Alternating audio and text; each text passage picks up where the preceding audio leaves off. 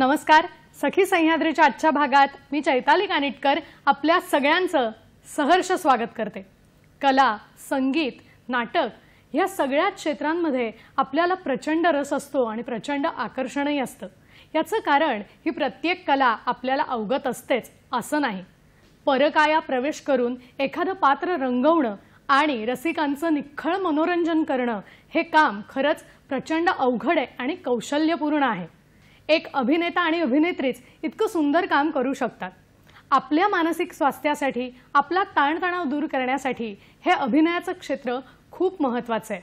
जसं मानसिक स्वास्थ्य टिकवण्यासाठी हे मनोरंजन आपल्याला आवश्यक वाटतं, तसंच अजून एक क्षेत्र प्रचंड महत्त्वाचं आहे आणि ते आहे कृषी क्षेत्र.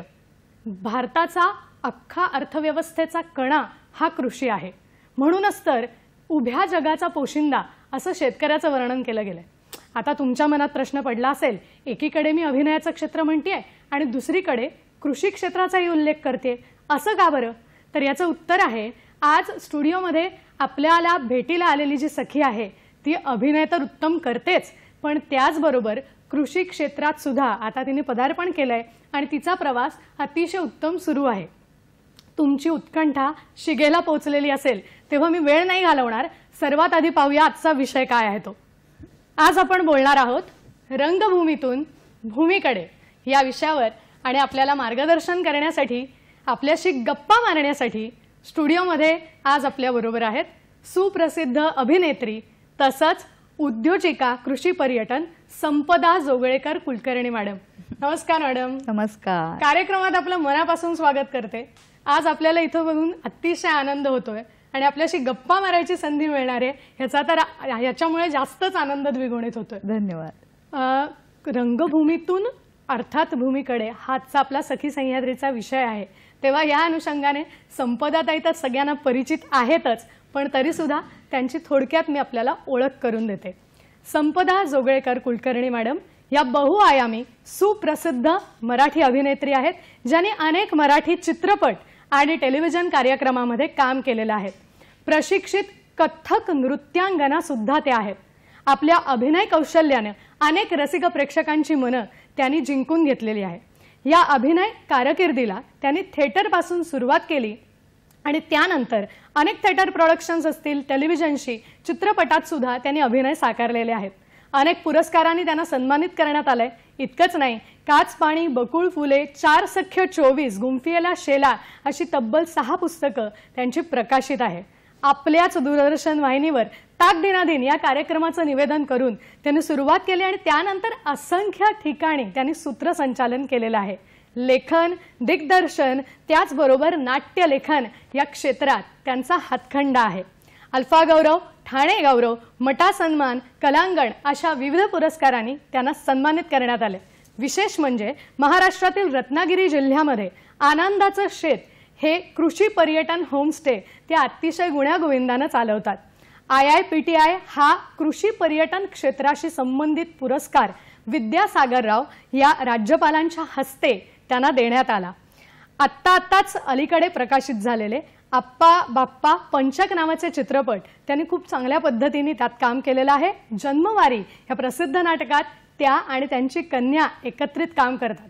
आज रंगभूमीतून भूमीकडे या सखी सह्याद्रीच्या विषयात ते आपल्याला मार्गदर्शन करणार आहेत.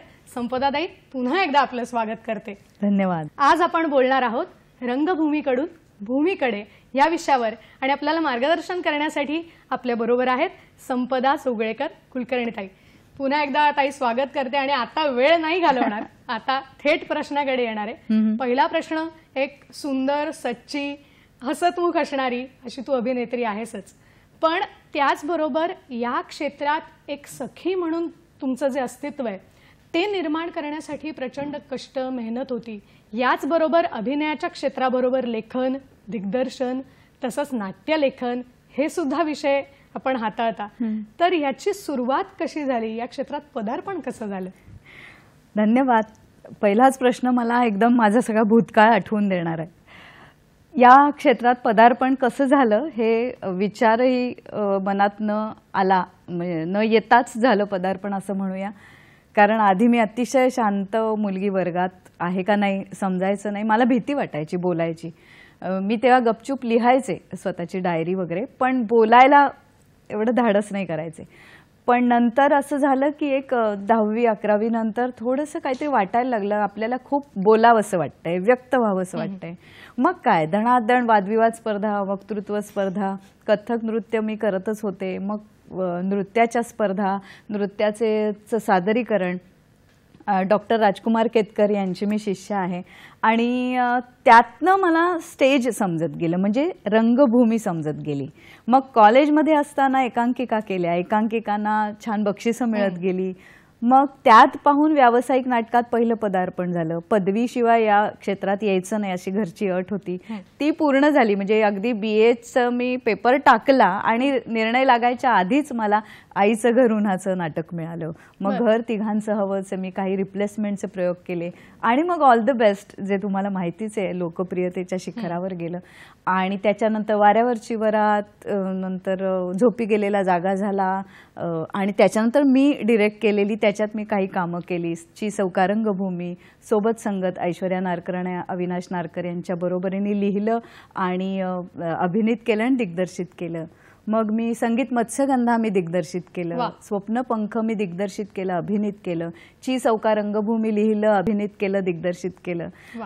अशी घोडदौडच म्हणूया ना, कारण त्याला मला आता तो वेग धरायला लागत होता, स्वतःला सांभाळावं लागत होतं त्या वेगावर. कारण ती घोडदौड अशासाठी की संधी एका पाठोपाठ एक येत राहते आणि आपलं महत्वाचं काम निवडीचं असतं. म्हणजे योग्य निर्णय आपल्याला योग्य दिशेने घेऊन जातो, पण योग्य म्हणजे काय याचे काही ठोकताळे आपल्या क्षेत्रात नाहीत. ते फासे पडत गेले, योग्य निर्णय होत गेले आणि मग सुरू झालं करिअर. त्यामुळे मला प्रोफाईल स्वतःचं तयार करणं, पोर्टफोलिओ तयार करणं, खूप ऑडिशन्सच्या रांगेत उभं राहणं असं झालं नाही. एका कलाकृतीतनं दुसऱ्या कलाकृतीत. मला वाटतं आपण इतक्या सुंदर अभिनेत्री आहात, त्याच्यामुळेच हे सगळं काही करायची गरज आपल्याला पडली नसावी त्यावेळेला. नाही नाही नाही, मी तुला इथे सुधारण चैताली की असं की त्यावेळची स्पर्धा आणि आताची स्पर्धा यात फरक आहे. आपल्याला खूप काही येतं हे आपल्याला फक्त माहीत असून चालत नाही, ते प्रत्येकाच्या समोर मांडलं गेलं पाहिजे. आणि त्या त्या कलाकृतीची एक देहबोली असते, एक कास्टिंग मधली गरज असते की ही आई दिसली पाहिजे, ही मुलगी दिसली पाहिजे, ही तरुण दिसली पाहिजे, ही वेंधळी दिसली पाहिजे, व्हॉटेवर. आणि त्यामुळे आता बिनधास्त घराघरातून अभिनेत्री व्हा, अभिनेते व्हा असं कदाचित सांगू लागलेत असं मला वाटतं. म्हणजे माझ्या घरनं माझ्या मुलीला या क्षेत्रात येऊ घातले म्हणून. तर कदाचित म्हणूनच आपल्याला जास्त आपला पोर्टफोलिओ रेडी ठेवणं, आपल्याला ऑडिशन्सना जाणं हे करावं लागतं. चांगला कलाकार असतो. याच्याकडे वळणार होते की आपण या क्षेत्रात इतकी वर्ष आहात आणि त्याचं आपल्याला फायदे म्हणा, तोटे म्हणा, मर्यादा म्हणा, हे सगळंच माहिती आहे. पण तरी देखील आपली मुलगी सुद्धा आता या क्षेत्रात आहे आणि घट्ट पाय रोवून उभी आहे विशेष म्हणजे. तर मग तिला आपण सांगताना, मार्गदर्शन करताना अभ्यास पूर्ण रीतीने या क्षेत्राकडे ये, हे कसं मार्गदर्शन केलं? मार्गदर्शन कसं केलं म्हणजे माझ्याच भूतकाळातनं केलं असं मी म्हणेन. की मी आले आणि मी काम करू लागले आणि अनेक प्रयोग करत करत शिकू लागले. त्यावेळेला मला असं वाटायचं की जे काही 50 प्रयोग माझे झाले, त्या 50व्या प्रयोगानंतर 51व्या प्रयोगाला मला काही गोष्टी समजल्या. मग काही प्रयोगांमध्ये मला 10 प्रयोगांमध्ये समजायला लागलं. पण हा जो वेळ जातो याच्यापेक्षा प्रशिक्षण जर घेतलं असेल तर आपल्याला रंगभूमीच्या किंवा स्क्रीनवर तुम्ही काम करत असाल तर त्याच्या ज्या तांत्रिक बाजू असतात ना त्या सुद्धा प्रशिक्षणात माहिती होतात, त्याचं महत्त्व माहिती होतं. म्हणजे आपण अभिनेते आहोत तर आपणच महत्त्वाचे असा समज आपला होत नाही. हे सगळ्यात महत्त्वाचं असतं की कॅमेरामन कोण आहे, दिग्दर्शक कोण आहे, प्रकाश योजनाकार कोण आहे नाटकाला, म्युझिक कोणी दिलं, या सगळ्याचं टीमवर्क असतं आणि त्याची जाणीव आपल्याला असणं कलाकार म्हणून ही प्रशिक्षणातनं खूप लवकर मिळते. जगभरचं प्रशिक्षणाचं काय म्हणूया, थिअरी म्हणूया, ती आपल्याला माहीत होते. त्यातनं आपण स्वतःला आजमावू शकतो, लवकर आजमावू शकतो. हे क्षेत्र हे नुसतं चला छान छान हसता येतंय, बोलता येतंय म्हणून करूया असं नाही, तर ही जबाबदारी आहे. हे प्रशिक्षणाने खूप लवकर कळतं. म्हणजे प्रशिक्षणाशिवाय कळत नाही असं नाही, पण खूप आधी कळू शकतं आणि प्रशिक्षणाने येतच काम करता असंही नाही. त्यामुळे मी लेकीला म्हटलं की प्रशिक्षण घे, म्हणजे तुला सगळ्याचं महत्त्व कळेल आणि मग तुला काय यातलं आवडेल हे छान ठरवता येईल. बरोबर. शेवटी नशीब आणि बाहेर काय अवतीभोवती कलाकृती घडतायत या आहेतच, पण जर तुला आवडत असेल, आधी तिला आवडत नव्हतं, मी नाही नृत्य करणार, मी नाही अभिनय करणार असं होतं.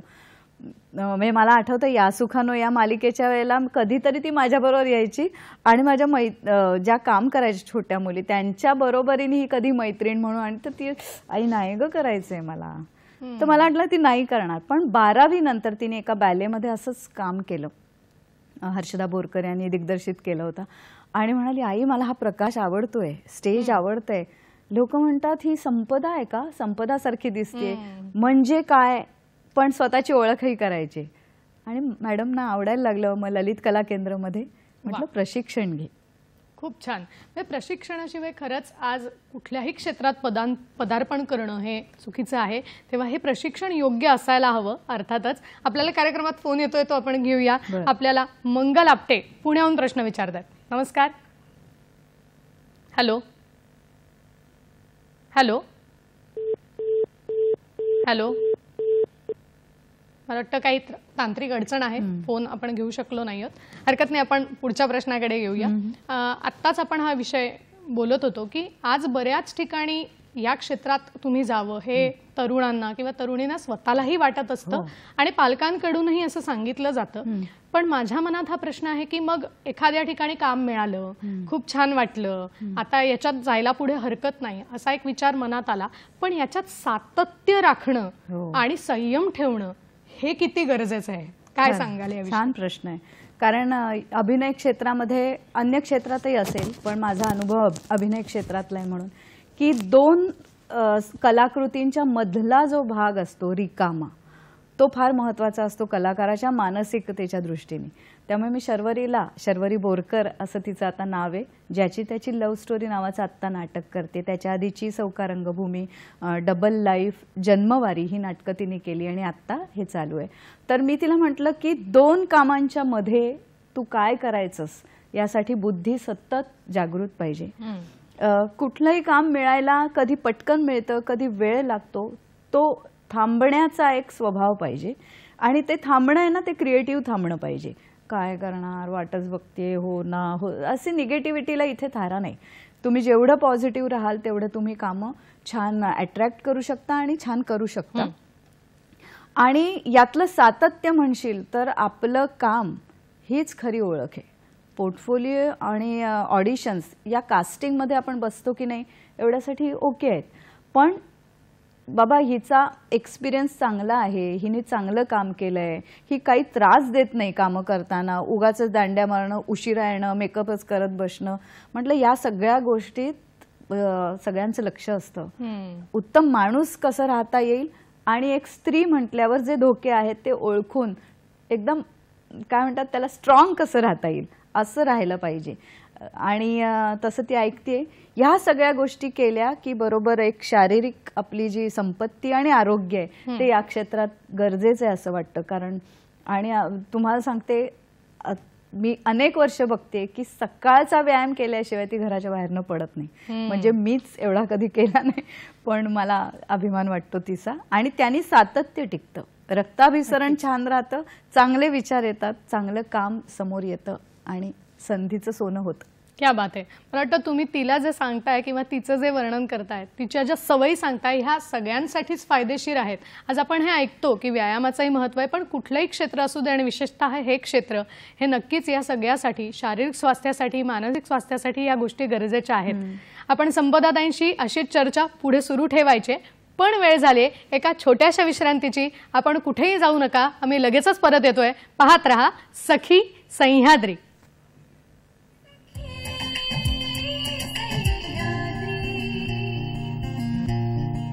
ब्रेक नंतर पुन्हा एकदा सगळ्यांचं स्वागत करते. सखी सह्याद्रीचा आजचा आपला विषय आहे रंगभूमीतून भूमीकडे, आणि या विषयावर आपल्याला एक प्रश्न येतोय, तो आपण घेऊया. आपल्याला मंगल आपटे पुण्याहून प्रश्न विचारतात. नमस्कार मंगलताई. हॅलो. हां, प्रश्न विचारा. नमस्कार. मला तुम्हाला पाहून खूप आनंद झाला. तुम्ही तुमचं सौंदर्य आणि तुमचं क्षेत्र जे आहे ते आणि घरचं सांभाळून तुम्ही कसं काय मेंटेन केलं आणि चेहरा आणि झोप हे कितपत म्हणजे कसं काय खूप छान तुम्हाला पाहून मला बरं वाटतंय. एकदम एक नंबर आहात म्हणजे तुम्ही तर खरंच. धन्यवाद. काय केलं तर ठीक आहे ठीक आहे. धन्यवाद. तुम्ही हा प्रश्न विचारलात त्याबद्दल. म्हणजे तुम्ही अनेक वर्ष मला बघताय याचा मला आनंद झाला आणि मला बघताय म्हणजे माझ्या त्या सगळ्या कलाकृती, माझ्या सगळ्या सख्यांना आणि सखे जे आहेत त्यांना बघताय. मेंटेन कसं केलं तर काय सांगू, हा जो काही कलाक्षेत्राचा भाग आहे त्याची एक भूमिका नक्की काय आहे, सायकॉलॉजी काय असते याच्या पाठीमागे, याच्याबद्दल ना सतत उत्सुकता आहे. आणि जेवढी उत्सुकता तेवढे प्रश्न पडतात, त्याची उत्तरं आपण मिळवत राहतो आणि मग मरगळ गेली ना आपली, नसेलच आपल्याला, तर मला असं वाटतं आपण मेंटेन तोच करतो आपल्याला. आत्तापर्यंत माझ्याकडे हेच उत्तर आहे. वा, मला वाटतं खूप अचूक आणि छान अल्पाक्षरत्व जपत आपण हे उत्तर दिलंय की खरं आहे, आपलं काम आपण निगुतीने करत राहिलं आणि मनापासून करत राहिलं ते होतं. मगाशी संपदाताई तुम्ही आशावादी दृष्टिकोनाचा एक उल्लेख केला होता बोलण्यात, तर मला हे विचारायचं होतं की आपण काम करत असताना आपण आपली भाषा आणि आपला आशावादी दृष्टिकोन हे नेहमी जपलंय आणि त्याचबरोबर आपल्याला मिळणारा घरच्यांचा पाठिंबा असेल किंवा मानसिक पाठबळ हे आपण कुठून आणता, काय सांगाल? आपण आशीर्वाद मिळालेलं बालक आहोत असं मला पहिल्यापासून वाटतं की आपल्याला योग्य पालक मिळणं, योग्य म्हणजे सासर मिळणं, योग्य पती आपण निवडणं, तो मीच निवडलाय, योग्य निवडणं आणि आपल्या अवतीभोवती कामाच्या दृष्टीने योग्यच व्यक्ती भेटणं हे आपल्या हातात असतं.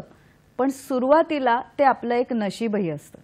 कारण तू कोण आहेस हे माहीत नसतानाच तुझ्याकडे जी संधी येते त्या संधीचं तू सोनं करतेस आणि मग नंतर तसाच ओघ तुझ्याकडे सुरू राहतो. हे कलाकाराचं सुद्धा क्रेडिट किंवा श्रेय आहे. पण सुरुवातीला मात्र त्याचंच देणं असतं. ह्या सगळ्यामध्ये पॉझिटिव्हिटी ही फार महत्त्वाची आहे. कारण एक, जसं मी माझ्या लेकीला सांगितलं की 2 कामांच्या मध्ये 2 दिवसाचं अंतर असेल, 2 वर्षाचं असेल, 10 वर्षाचं असेल, तुला काही सांगता येणार नाही. पण ते जे अंतर आहे ना, त्या अंतरामध्ये आपल्याला स्वतःला आपण बुद्धीच्या दृष्टीने म्हणा किंवा आपल्या शारीरिक कलेच्या दृष्टीने, हालचालींच्या दृष्टीने आणि नवीन नवीन जगात काय येतंय ह्याची जर आपल्याला भूक असेल तर आपल्याला तो काळ रिकामा जातोय असं वाटत नाही. आणि हेच या क्षेत्रामध्ये जास्त महत्त्वाचं आहे. भाषेचं म्हणशील तर आपल्याला तुम्ही योग्य वाचलत, योग्य व्यक्तीचं ऐकलत की भाषा ही तुमच्या बरोबरीने येते. आणि भाषेची अशी गंमत आहे की तिची ना ओढ लागते. तुम्हाला जर तुमचा शब्दसंग्रह वाढवायचीच जर ओढ निर्माण झाली असेल तर तुम्ही तुमच्या भाषेतल्या इतर भाषेतल्या गोष्टी सुद्धा त्याचं ग्रहण करायला लागता. आणि त्या भाषेमुळे ना एक ठहराव येतो. मला काय म्हणायचंय, असं कुठलाही असा घाई नसते, कारण मला माहिती मला काय म्हणायचंय.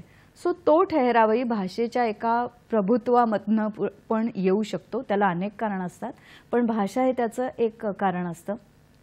दुसरी गोष्ट की आपण ज्या क्षेत्रात वावरतोय त्या क्षेत्रात आपल्याला मान मिळेल असं आपण वागलंच पाहिजे. पण आपण आधी दुसऱ्याला मान देतोय का हा सगळ्यात महत्त्वाचा. आणि जर दिलं तर तुम्हाला मिळतं. एक स्त्री म्हणून माझ्यासाठी त्यावेळचा काळ सोपा होता असं नाही म्हणणार मी, पण विचार केला तर स्त्री म्हणून मला कुठलंही स्ट्रगल करावं लागलं नाही. कारण मी म्हटलं मला चांगली माणसं पालक मिळाले की तू जा या क्षेत्रात, पण छान अभ्यासपूर्ण जा, चांगलं काम कर, व्यवस्थित राहा, म्हणजे जग व्यवस्थित राहील हे सांगणारी माणसं मिळाली.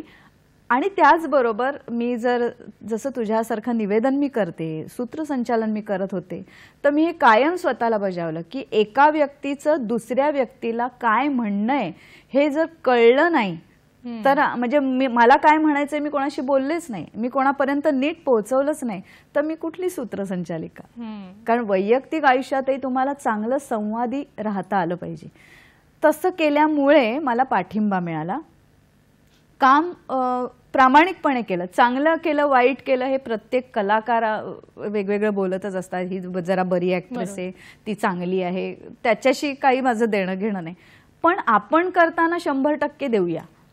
लोक ठरवतील लोकांना आवडतं का नाही ते करताना मात्र कुठेही काचकूच नाही करायची हे ठरवलं होतं. आता आपण हे क्षेत्र निवडलंय ना, मग या क्षेत्राला तुम्ही प्रामाणिकपणे खरं उतरलंच पाहिजे. वा, खरंच छान. खूप निष्ठेने काम करण्याचं हे फलित आहे. आपल्याला एक पुन्हा फोन येतोय, तो घेऊया आपण. रवींद्र कुडाळकर आपल्याला जळगावहून प्रश्न विचारतायत. नमस्कार. नमस्कार. ताई, मी रवींद्र कुडाळकर बोलतोय जळगाववरून. नमस्कार. मला एक जुनी आठवण अशी झाली की तुम्ही एका टीव्ही चॅनलला सूत्रसंचालकाच्या भूमिकेत असायचं आणि मी असेच प्रश्न तेव्हा विचारायचो. आज तुम्ही मान्यवराच्या भूमिकेत आहात. कदाचित तुम्ही नावानं मला ओळखलं असेल आणि तुम्हाला मी नाटकाच्या प्रसंगी एकदा पुण्यामध्ये देखील बालगंधर्वाला भेटलेलो होतो. ही आठवण आज जागृत झाली. माझा प्रश्न असा आहे की शेती क्षेत्रामध्ये पदार्पण करताना त्यातील धोके काय असतील, त्याचा अभ्यास तुम्ही कसा केला, त्याची पूर्वतयारी कशी केली आणि शेती क्षेत्रातील काम आणि तुमचं अभिनयातील काम यातील कामाचा आनंद तुम्हाला समाधान कसं मिळाला, एखादं उदाहरण देऊन सांगितलं तरी चालेल. धन्यवाद आणि हार्दिक शुभेच्छा. खूप छान वाटलं आज बोलताना. धन्यवाद. रवींद्रजी अशा टप्प्यावर आले की मी सुद्धा तुम्हाला हाच प्रश्न विचारणार होते की रंगभूमीकडून आता भूमीकडे हे जे पदार्पण आहे, हा जो प्रवास आहे, हा कसा काय सुरू झाला आणि त्यांनी जसं विचारलं तसं की समाधान कसं मिळतं दोन्ही क्षेत्रांची सांगड घालताना, काय सांगाल? लग्नात सप्तपदीला जो नवऱ्याचा हात धरला तो कायम धरायचा असं ठरवलं होतं. कारण अत्यंत मेहनती, प्रामाणिक आणि चांगल्या विचारांचा मुलगा हा माझा नवरा आहे. त्यामुळे त्याचं जे 22-23 वर्ष त्यांनी जाहिरात क्षेत्रामध्ये नोकरी केल्यानंतर त्याला असं वाटलं की आता आपण थोडं आयुष्याला वेगळं वळण देऊया आणि ते जे वळण आहे ते म्हणजे आमच्या शेतीचं आहे. आणि आमच्या फुणगुस या गावी संगमेश्वर तालुक्यात रत्नागिरी जिल्ह्यात फुणगुस हे आमचं गाव आहे आणि तिथे वडिलोपार्जित जमिनीवर आम्ही शेती करतो आहोत. ही शेती करणं म्हणजे काय आहे, तुम्ही जे धोक्यांबद्दल विचारलं तर धोका काय माहीत नव्हतं. कारण असं मी नाटकाची दिग्दर्शनं सुद्धा अशीच केली की अगं तू किमयागारचं दिग्दर्शन करते, तुला माहितीये ना आधी कोणी करून ठेवलं हे नाटक. तर मी म्हणायचे नको, माझ्यावर दडपण नको, मला जे दिसतंय, मला जसं वाटतंय तसं मी करण्याचा प्रयत्न करते ना, वेगळं होईल. तर ही वृत्ती दोघांमध्ये की वेगळं असेल पण आपण करून तर बघूया, धाडस करूया. आणि मग आम्ही दोघांनी ठरवलं की आपण मुंबईच्या आपल्या या शहरातल्या ठाण्यातल्या या धावपळीच्या आयुष्यामधनं आपण एक ना एक दिवस शेतावर राहायला कायमचं जायचं. आणि हे करण्यासाठी राहुल कुलकर्णी माझे पती यांनी अतोनात मेहनत घेतली. आणि पण हे सगळं सांगताना मला जाणीव आहे ही मेहनत आम्ही आमच्याच आनंदासाठी घेतली, काही जगावर उपकार नाही केले. किंवा मी एका मुलाखतीत पण सांगितलं की स्वातंत्र्य सेनानींचं जे धाडस आहे ना ते सगळ्यात अभिमानास्पद आहे. आम्ही तर आमच्या पैशासाठी, आमच्या आनंदासाठी केलं, पण केलं ते प्रामाणिकपणे केलं. त्यातला चांगला भाग सांगते की त्यातनं जगाचं नुकसान होणार नाही याची आम्ही अतोनात काळजी दोघंही घेतो. म्हणजे तिथे गेल्यानंतर जो धोक्याचा प्रश्न आहे तोच मी पुढे नेते आणि म्हणते की आम्हाला धोका एवढाच वाटत होतो की पर्यटक आपण कोकणात आणणार, पर्यटकांबरोबर जसे पर्यटक आनंद घ्यायला येतात तसं ते आपल्याबरोबर खूप प्लॅस्टिक घेऊन येतात, खूप अशा वस्तू घेऊन येतात की त्यांनी केवळ कचरा आणि कचराच वाढतो. किंवा अशा काही त्यांच्यासाठी वेगवेगळ्या सोयी करायला लागतात की जे आमच्या तत्वात बसत नाही. तर असं काही करायचं नाही. हा धोका आहे का काय मला माहीत नाही, पण माझ्या कोकणात तुम्ही प्लॅस्टिकचा कचरा आणायचा नाही, आम्ही तो करणार नाही हे आम्ही ठरवलं. आणि कोकणाचा धोका आम्ही टाळला. शेतीचा धोका म्हणाल तर आम्ही विषविरहित अशी शेती करतो. त्यामुळे अन्न पदार्थामध्ये जो धोका आपल्या जीवाशी खेळतो तो आमच्या दोघांच्या हातून कधीही होणार नाही आणि आमच्या सहकाऱ्यांच्या हातून हे आम्ही ठरवलं. आणि याच्यात स्पर्धा असते का नाही मला माहीत नाही, पारितोषिकं असतात म्हणजे काहीतरी स्पर्धा असेल, पण आमच्या मनात ती स्पर्धा कधीही नाही. कारण धकाधकीचं आणि स्पर्धेचं आयुष्य सोडून तर आम्ही आलो ना शेतात. मग आता कसली स्पर्धा? मातीत हात घालण्याचं ज्ञान आम्हाला मिळवण्याची गरज होती. ते आम्ही दोघांनी कधी वेगवेगळ्या माध्यमातनं, कधी पुस्तकं वाचून, कधी त्या तज्ज्ञांना व्यक्तींना भेटून असं आम्ही ज्ञान मिळवलं आणि अज्ञानाचा धोका आम्ही त्यात टाळला. आणि सुरू आहे, जगभरचे मंडळी येतात पर्यटक म्हणून. आम्ही शेतीचा दिखावा उभा नाही करत. प्रत्यक्ष शेती सुरू असताना त्या सीझनला जे काम असेल ते तुम्ही करा आमच्या जोडीने असं सांगतो. त्याचबरोबर कृषी पर्यटन आणि होमस्टेच्या नावानी जो धोका निर्माण झाला आहे की काहीतरी तिथे रेन डान्स आहे, तिथे मनोरंजनाचे कार्यक्रम आहेत, की शेती बाजूला राहते आणि रंजन हे महत्त्वाचं ठरतं, हे नाही करायचं हे आम्ही ठरवलं. आणि असं आम्ही आनंदाचं शेत कृषी पर्यटन होमस्टे तिथे करतो आहोत. मला वाटतं तुम्हाला उत्तर मिळालं. आणि अभिनय म्हणाल तर अभिनय हा माझ्या आता आयुष्यातला भाग कमी झाला आहे. मी लेखन दिग्दर्शन अधिक करते आणि माझी स्वतःची पुस्तकं लिहिते. आणि जर एखाद्या चित्रपटाची कथा आवडली, एखाद्या प्रायोगिक नाटकाचं एखादं लेखन आवडलं तर जरूर मी काम करते. मला बघत राहा. नक्कीच, खूप छान. आपण जे काही सांगितलं कृषी पर्यटनाच्या दृष्टिकोनातून त्यावर माझ्या मनात अजून प्रश्न आहेत, पण इथे वेळ झाली एका छोट्याशा विश्रांतीची. आपण मात्र कुठेही जाऊ नका, आम्ही लगेचच परत येतोय. पाहत रहा सखी सह्याद्री.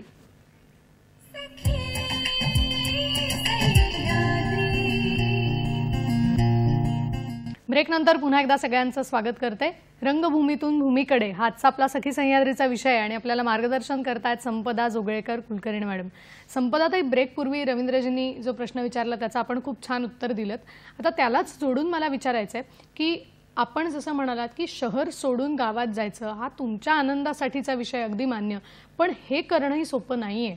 कारण कोकणात जाणं, तिथे राहणं आणि शहराला मागे सोडणं हा जो झगडा आहे हा अनेक तरुण तरुणींच्या मनात अजूनही तसा आहे. अनेकांना असं वाटतंही की आपणही पर्यटनाच्या क्षेत्रात जावं, कृषी पर्यटन करावं, पण ती कुठेतरी मनाची थोडीशी तयारी होताना दिसत नाही. आणि ज्याची तयारी होते त्यांना मग भीती वाटते की आपल्याला मग कोकणात जाऊन हे सगळं करणं जमेल का. तर अशा सखींना किंवा तरुणांना आपण काय मार्गदर्शन कराल की कशा कशाची तयारी हे कृषी पर्यटनाचं क्षेत्र निवडताना करायला हवी. बरोबर आहे, खूप सुंदर प्रश्न. एक तर सुरुवातीलाच सांगते की आम्ही ज्या पद्धतीचं कृषी पर्यटन करतो त्याच्याच अनुभवाच्या जोरावर मी याचं उत्तर देते. आणि त्याच पॅटर्नमध्ये जर तुम्हाला बसायचं असेल तर काय आम्ही केलं हे सांगते.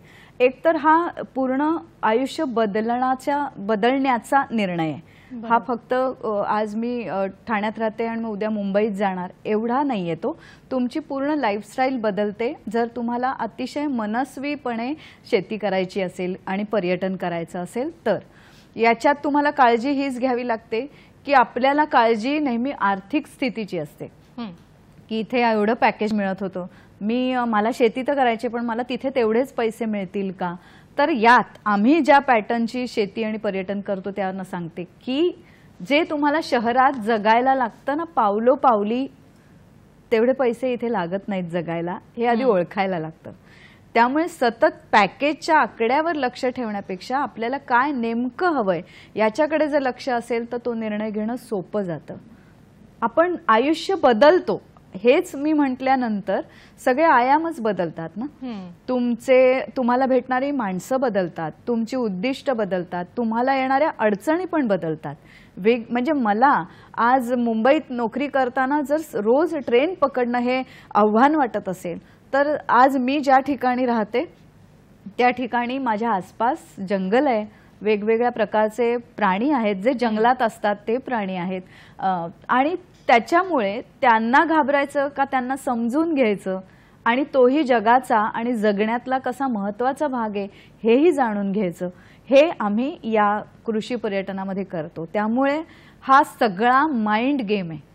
म्हणजे जसं आपण, म्हणजे मी आता एक स्त्री आहे म्हणून सांगते की सासर आपल्याला हवंच असतं, मग माहेर सोडताना जी एक मानसिक तयारी आपण करतो, कारण आपण खरं पाहिलं तर सोडत काहीच नाही, आपण उलट आपल्यात जास्त सामावून घेतो. असा जर विचार केला तर मला असं वाटतं आम्ही जेव्हा शहरातनं या फुणगुस गावात आलो तेव्हा आमचं आधीच्या क्षेत्रातलं सगळं कौशल्य, ज्ञान आणि ते आमची जी खूबी असेल ती घेऊन आम्ही या क्षेत्रात आलो. त्यामुळे बोलणं, अन्नभान, म्हणजे माझे विषय बदललेत आता, पण अन्नभान याविषयी मी आणि राहुल बोलतो. राहुल जाहिरात क्षेत्रात प्रेझेंटेशन्स द्यायचा, एखादी आपलं डिझाईन या प्रॉडक्टसाठी योग्य कसं आहे तर तो पटवून द्यायचा. आता त्यांनी जो निर्णय घेतलाय तो इतका छान पद्धतीने आणि भाषा संपन्न पद्धतीने तो समजावून सांगतो. तर हा बदल आहे. तुम्ही जेव्हा हा निर्णय घ्याल तेव्हा धरसोड वृत्तीचे तुम्ही जर असाल मुळात, तर तुम्ही एक अपयशाचं कारण किंवा एक उदाहरण डोळ्यासमोर लोकांच्या ठेवाल. तुम्ही खूप छान आणि खंबीर आणि खोलवर विचार करूनच हा निर्णय घ्यावा, म्हणजे एक यशस्वी पाऊल आणि अजून कोणाला तरी यात यावंसं वाटेल. धकाधकीच्या आयुष्यातला हरवलेला ऑक्सिजन तुम्हाला मिळवायचा असेल तर त्या ऑक्सिजनची किंमत इथे पैसे देऊन करायची का तिथे निसर्गात राहून घ्यायची हे तुम्ही ठरवायला पाहिजे. क्या बात आहे. मला वाटतं जावे त्याच्या वंशात तेव्हा कळे अशी परिस्थिती आहे. फारसा विचार करू नका. पण त्या म्हणाल्या तसं की हा बदल स्वतःत करावा लागतो आणि तो करायची तयारी असेल त्यानेच या क्षेत्रात पाऊल टाकलं पाहिजे. संपदाताई, आपण हे जे कृषी पर्यटन चालवताय, हा होमस्टे चालवताय, तर इथे पण आपण नाविन्यपूर्ण आणि वेगवेगळे उपक्रम नेहमीच करत असतात. तर त्यातला एक उपक्रम आहे कला मोहरचा. तर या संकल्पनेविषयी आपल्याकडून जाणून घ्यायचंय आणि या संकल्पनेत नेमकं काय काय पर्यटकांना सुद्धा अनुभवता येतं, काय सांगाल याविषयी? वा, आमच्या शेती पर्यटनामध्ये इनफनेस म्हणजे पुरेसं म्हणजे काय याचा विचार आम्ही सतत करतो. आणि हे पुरेसं असण्यामध्ये आम्ही आमचे जे सहकारी आहेत त्यांच्या बरोबरीने शेती करतो. शेती बघण्यासाठी, त्यात सामील होण्यासाठी जगभरून पर्यटक येतात, त्यांच्यात आम्ही सामील होतो. आम्ही दोघंही प्रत्येक पर्यटकांच्या बरोबर असू किंवा अगदीच काही एखादं काम असेल तर आमच्यापैकी एक तरी त्यांच्याबरोबर असेल. हा कनेक्ट, हा संपर्क आम्ही त्यांच्याशी ठेवतो.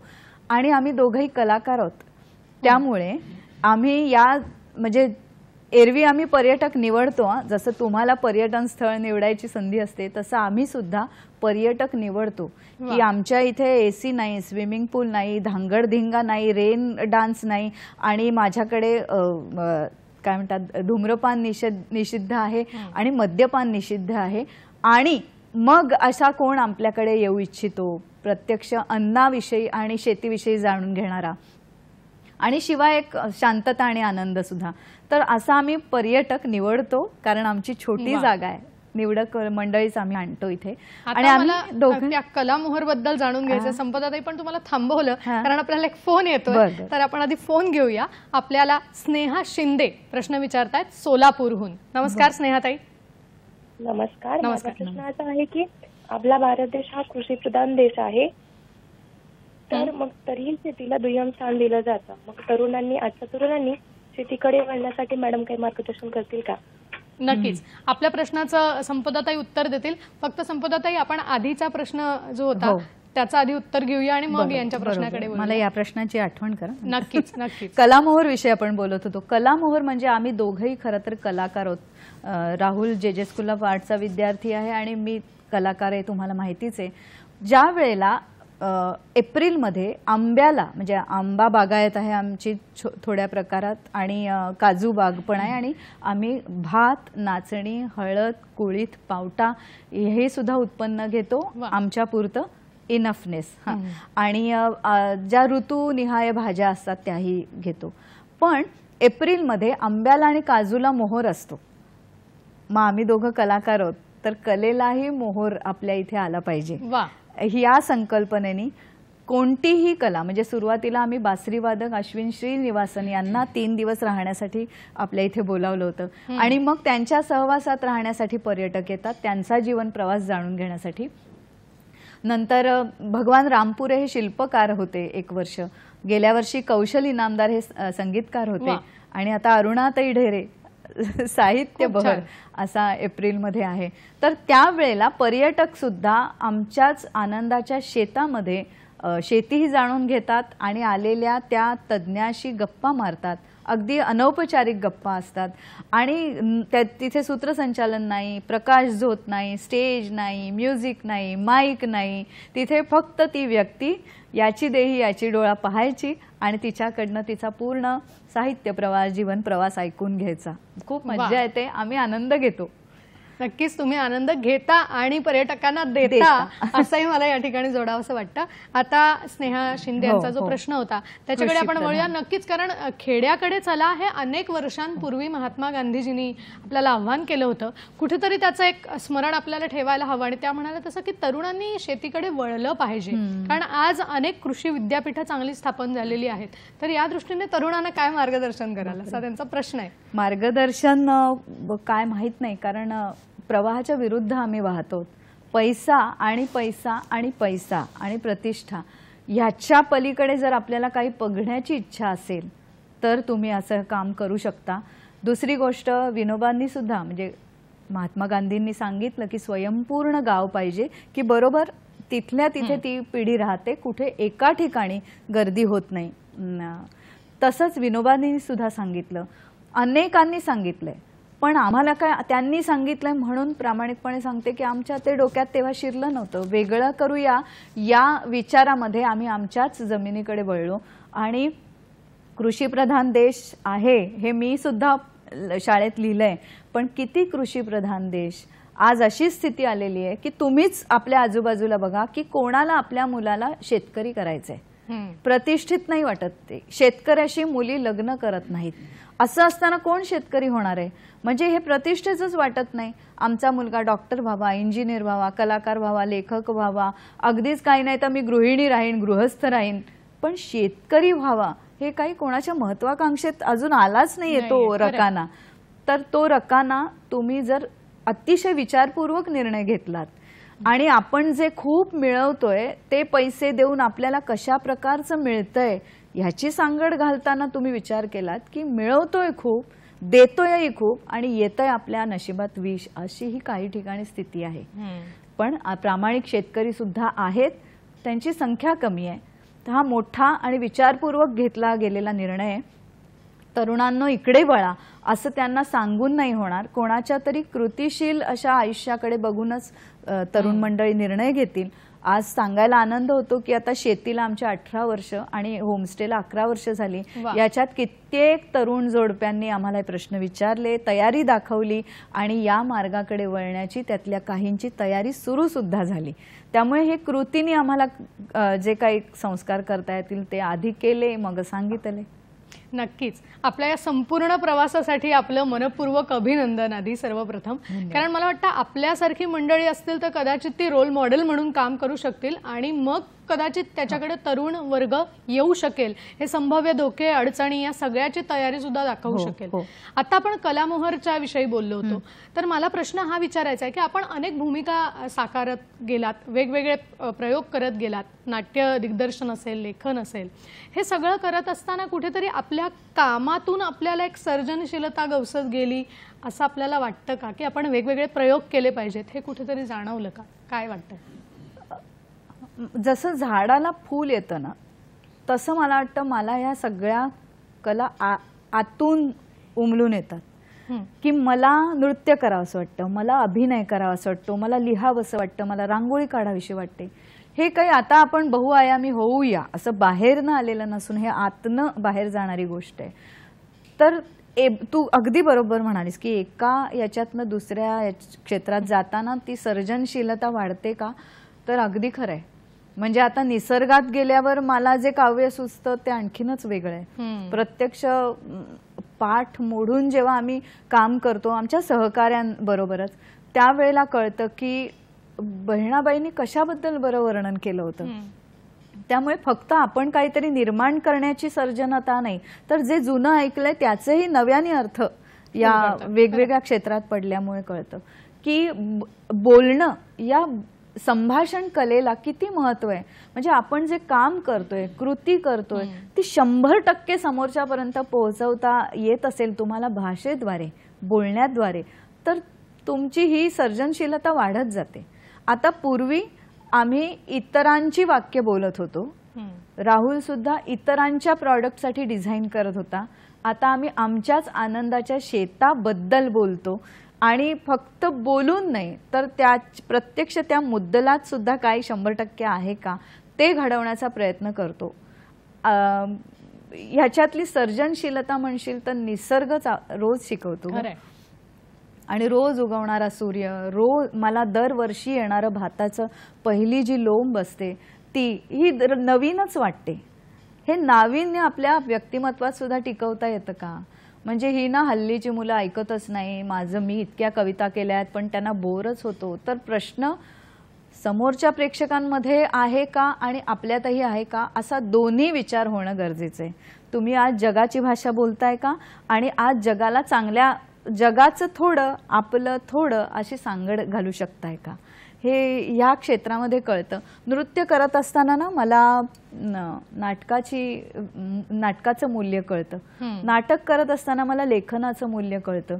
लेखन करत असताना मला दिग्दर्शकाची पुढची जबाबदारी, अरे त्याचं किती मोठं काम आहे पुढे, सर्जनशीलता आहे ते कळतं. ते करत असताना मला निर्मात्याला किती ठामपणे राहावं लागतंय आणि वेगवेगळ्या आव्हानांना तोंड द्यायला लागतंय हे कळतं. म्हणजे ना एकात ना एक खिडकी उघडतच जाते. वा, खूप छान आपण बोलताय आणि असंच आपलं बोलणं सुरू राहू दे. पण वेळ झाली एका छोट्याशा विश्रांतीची. आपण मात्र कुठेही जाऊ नका, आम्ही लगेच परत येतोय. पाहत रहा सखी सह्याद्री. धन्यवाद.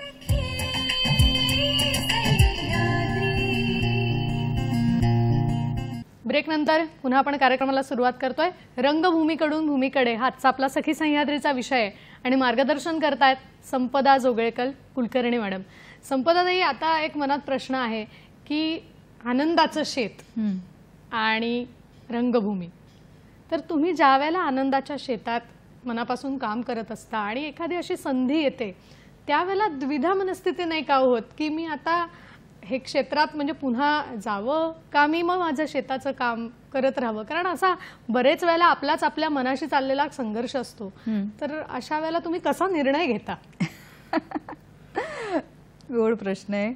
हे होतच राहतं ग द्वंद्व. पण याच्यात मला असं वाटतं तुम्ही निर्णय घेतला असेल एखादा ठामपणे, तर तो निर्णयच तुम्हाला त्यावेळेला मार्गदर्शन करत राहतो. आमच्या बाबतीत असं होतं की जसं माहेरी जाऊन ये थोडे दिवस ही गरज असते, तसं मी काही संकल्पना घेऊन ठाण्यात येते, मुंबईत येते, त्याचं सादरीकरण करते, परत जाते. पण माझा पूर्णपणे आता केंद्रस्थानी आहे तर आनंदाचं शेत हेच केंद्रस्थानी आहे. कारण चंद्रशेखर भडसावळे नेरळचे सगुणा बाग ज्यांचं कृषी पर्यटन आणि ते या कृषी पर्यटनाचे पायोनियर्स किंवा त्यांनीही बैठक घालून दिली असं म्हणूया, तर त्यांचे मी आभार मानते की त्यांनी आम्हाला आमच्या सगळ्या व्यक्तिमत्वाला एक नैसर्गिक श्रीमंती दिली. म्हणजे असं की त्यांनी जेव्हा आम्हाला सांगितलं की अन्न दुर्भिक्ष हे संकट काही वर्षांनी येणार आहे, तर आपलं अन्न स्वतः उगवायला लागा. उद्या तुमच्याकडे खायला फक्त नोटा, कार्ड्स, तुमची क्रेडिट कार्ड्स एवढंच राहतील, अन्न नसेल समोरून, कारण शेतकरी कोणी होतच नाहीये ना. आणि मग जे राहिलेत त्यांच्यावर खूप जबाबदारी येते. मग ती येणं प्रकारेनं कशाही पद्धतीने अन्न उगवलं पाहिजे आणि मग ते पोहोचवलं पाहिजे असं होतं. तर ह्याचा जर समतोल साधायचा असेल तर अन्न उगवायला लागा. आणि त्या एका वाक्यावर आम्ही काहीतरी वेगळं करायच्या ज्या टप्प्यावर होतो तेव्हा आम्हाला गवसलं हे. आणि प्रत्येक ठिकाणी होतो मोह, अरे आणि फोन तर करतच राहतात, तुम्ही नाही करणार माहितीये पण अशी मालिका येते, तू नाही करणार माहितीये पण असं नाटक येते, अरे मग का. पण मला असं वाटतं की अजूनही या क्षेत्रात आपला विचार होतोय, कलाकार म्हणून अस्तित्व आहे ना, हे मनाचं अस्तित्व आहे. नक्कीच. त्यामुळे मोहा टाळते, कारण काहीतरी ठरवलेलं आहे आणि माझ्या राहुलला साथ द्यायची हे माझं ठरलेलं आहे. आता ठरलं आहे म्हटल्यावर विषय संपला त्या ठिकाणी. तरी मनात प्रश्न हा आहे की आपण आत्ता म्हणालात की काही निमित्तानं सादरीकरण करायला आपण येत असतात, तर मुळात आपण खूप चांगल्या पद्धतीने साहित्याचा व्यासंग असलेली अभिनेत्री आहात असं मला वाटतं. आणि त्या दृष्टिकोनातून विचारायचं आहे की वाचन संस्कृती लोप पावत चालली आहे, ही एकीकडे आपण ही गोष्ट मान्य करतोय, पण पुस्तक वाचकांपर्यंत पोहोचवण्यासाठी पण आपण वेगळे प्रयोग केलेत, तर त्या संदर्भात काय सांगाल? अरे वा, पुस्तक म्हणजे भाषा शब्द हा तर माझा प्राण आहे असं मी म्हणेन. आणि म्हणून मी लेखनाचे काही प्रयोग करत असते. त्या 4 सख्य 24, गुंफियेला शेला ही अगदीच माझी 2 प्रयोगशील अशी पुस्तकं आहेत. सतत छान लिहिणाऱ्या 4 सख्या आम्ही एकत्र आलो आणि या पुस्तकाची निर्मिती झाली. त्यातलं गुंफी येला शेला हे पण पुस्तक जे आहे ते आम्ही वॉटर कलर पेंटिंग्सवरनं केवळ 20 वाक्यांच्या कथा आणि एका चित्रावरनं प्रत्येकीने कथा लिहायची, अशा 12 चित्रांवरनं 48 कथा असं हे पुस्तक निर्माण झालं. आता या निर्मितीतच गंमत आहे. आम्ही VC सारख्या भेटायचो आणि एक एक कथा घेऊन समोर आणि मग वाचायचो. मग त्यात काय चांगलं काय वाईट इतकी निरागसपणे आम्ही चर्चा करायचो. तर ही जी एक प्रोसेस आहे, प्रक्रिया आहे, ती आम्ही परिसंवाद त्याचे करतो. 4 जण, डॉक्टर निर्मोही फडके, डॉक्टर सोनाली लोहार, हर्षदा बोरकर आणि मी परिसंवाद करतो. आणि परिसंवादाच्या नंतर आम्ही आणलेली पुस्तकं पूर्ण विकत घेतात आलेले प्रेक्षक, श्रोते, रसिक, वाचक म्हणूया. कारण आता 4ही ठाव आपल्याला वेगवेगळं बघायला मिळतंय प्रसार माध्यमातनं किंवा वेगवेगळ्या रंगीत अशा स्क्रीनवरनं, ऑडिओ सुद्धा स्टोरीज आल्या आहेत. तर आता पुस्तक समोर घेऊन वाचायचं ही जी गोष्ट आहे ती कमीच होत जाणार आहे. कारण जेवढे मोह तेवढे सगळे त्या दिशेने जाणार आहेत.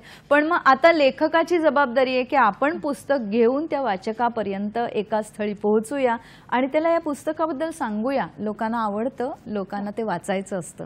तेव्हा थोडं आता लेखकांनी पण हालचाल करायला हवी. नक्कीच. मला वाटतं मी जे म्हणत होते तो हाच सर्जनशील प्रयोग की लेखक सुद्धा खडबडून जागावून असे प्रयोग करायला लागला तर का ही वाचन संस्कृती पुन्हा अशीच वृद्धिंगत होणार नाही. संपदाताई, खूप छान. आपण इतक्या छान गप्पा मारल्यात की तासभर कसा गेला आम्हाला कोणालाही कळलं नाही. आणि आपण मुळात वेळात वेळ काढून आनंदाच्या शेतातून इथे आलात त्याबद्दल आधी संपूर्ण सखी सह्याद्रीच्या टीमच्या वतीने मी आपले मनापासून आभार मानते. धन्यवाद. आपले असेच उपक्रम आणखीन होत राहू देत आणि आम्हाला सुद्धा वेगवेगळ्या अभिनयातून, वेगवेगळ्या लेखन दिग्दर्शनातून भेटत राहा. आज मात्र इथेच थांबायची वेळ झाली आहे. आपण भेटणार आहोत सखी सह्याद्रीच्या पुढच्या भागात एका नवीन विषयासह. आत्ता निरोप घेते. नमस्कार.